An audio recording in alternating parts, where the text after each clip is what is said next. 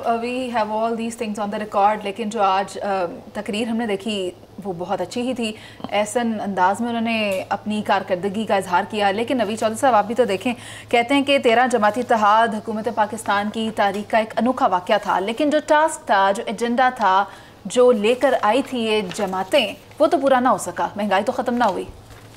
देखिए, महंगाई तो इसका ऐसा जिस तरह से आप एलाबोरेट करें टास्क थी भी नहीं, क्योंकि अगर आप शबर जैदी साहब को आप छोड़ दें, आप शौकत तरीन साहब के बयानात निकलवा लें 2022 से के दौरान भी और उससे पहले भी।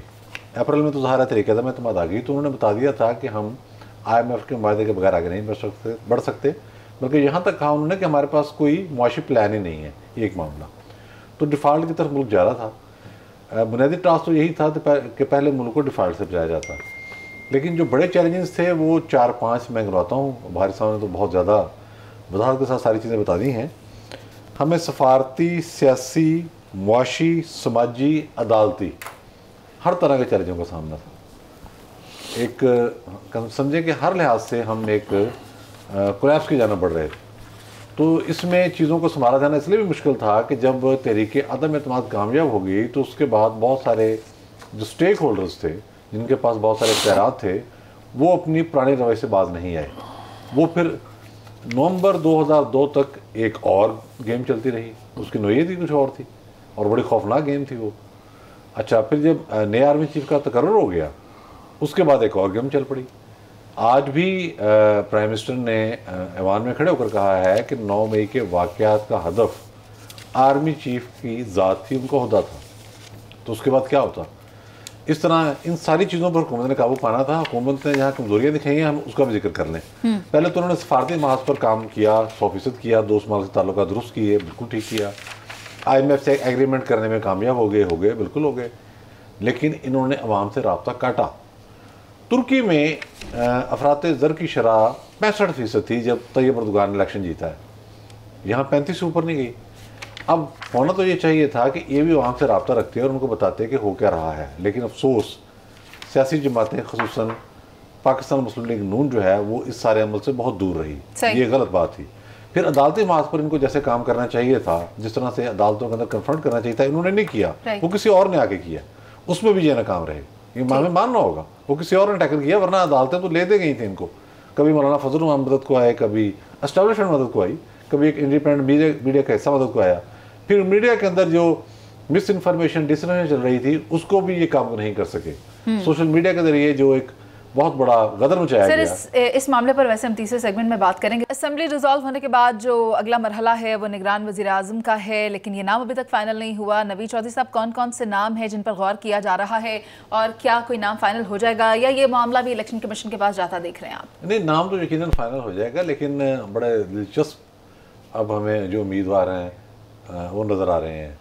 मसलन कल ये कहा गया कि एक्स आर्मी चीफ राहिल शरीफ साहब भी वज़ारत उज़्मा के उम्मीदवार हैं। मेरे ख्याल में इसमें ज़्यादा वजन नहीं है, जितनी तनख्वाह वहाँ से वो ले रहे हैं और नौकरी सुकून से चलती जा रही है, उसके बाद उनको ज़रूरत नहीं है। उसके बाद आज हमने देखा कि सारा दिन ये शोर रहा कि फॉर्मर खारजा सेक्रेटरी जो हैं बड़े कॉम्पिटेंट आदमी हैं। ज़ाहिर नाम जिनके भी आ रहे हैं ये बंदे कॉम्पिटेंट हैं, इसमें कोई बहस नहीं है।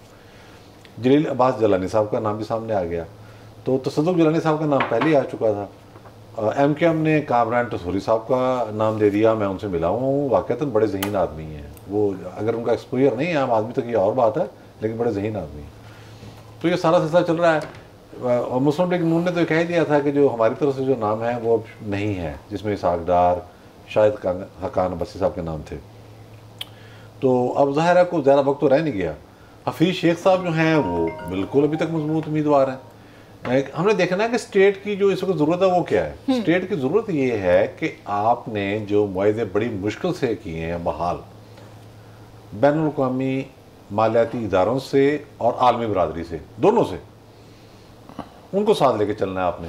और वो मुआशरे वाले से हैं, उसकी एक स्ट्रेटेजिक अहमियत भी है, 100% है बल्कि, लेकिन वो मुआशरे वालों से, उनको साथ लेके आपने चलना है। और ऐसी शख्सियत होनी चाहिए जो इन मामलात को समझती हो और उस पर बैरूनी ममालिक, बैरूनी इदारे बशमूल आलमी इदारे वो भी इत्मीनान करते हों और मुल्क के अंदर भी उसकी एक ऐसी साख हो जिसे आप गैर मुतनाज़ा कह सकें, और पॉलिटिकल पार्टीज़ की अक्सरियत, ज़ाहिर सारे तो जो हैं वो तो किसी एक पर कभी भी इकट्ठी नहीं होगी, वो भी साथ चलने को तैयार हो।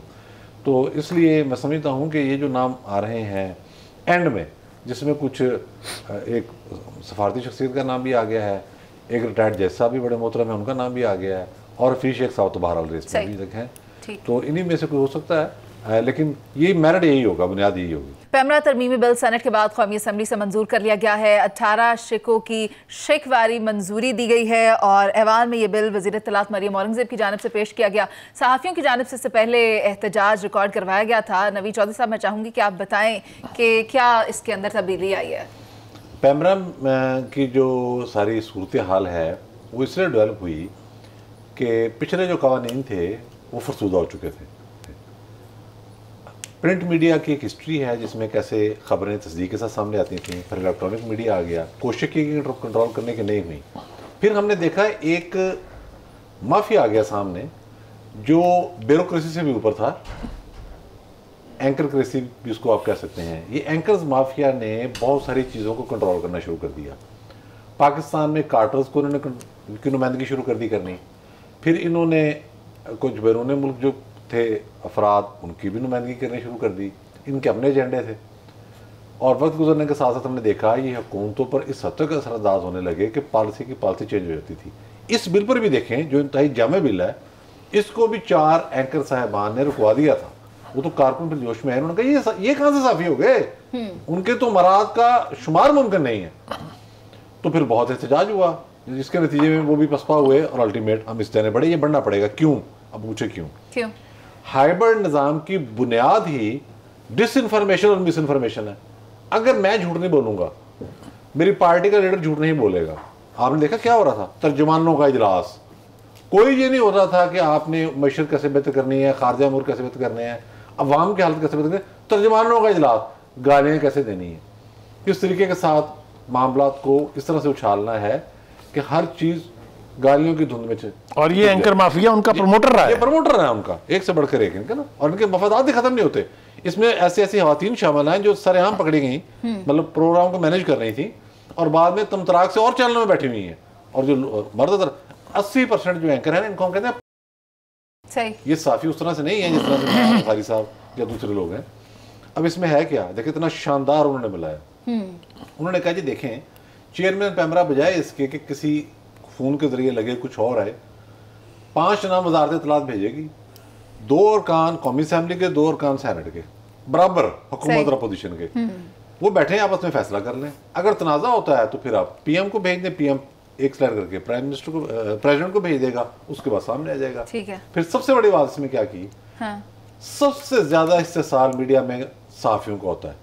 ये हम आपको बड़े बड़े नजर आते हैं, कोट वोट पहने हुए अपना। सर इस्तेसाल तो आपने इधर मेरा और जावेद साहब का भी कर लिया, बुखारी साहब के साथ पार्टी बना दिया। मैं चाहूंगी बुखारी साहब सिर्फ 1 मिनट मैंने लेना जी प्लीज। देखिए बात ये है कि उन्होंने कहा कि ये लेटर भी जारी नहीं करते, तनख्वाह का नाम ही नहीं रखा हुआ, कहते हैं डेली वेजेस वर्कर जो है ना उसके भी मुआवजे का एक इस्तेलाह बनाई हुई है।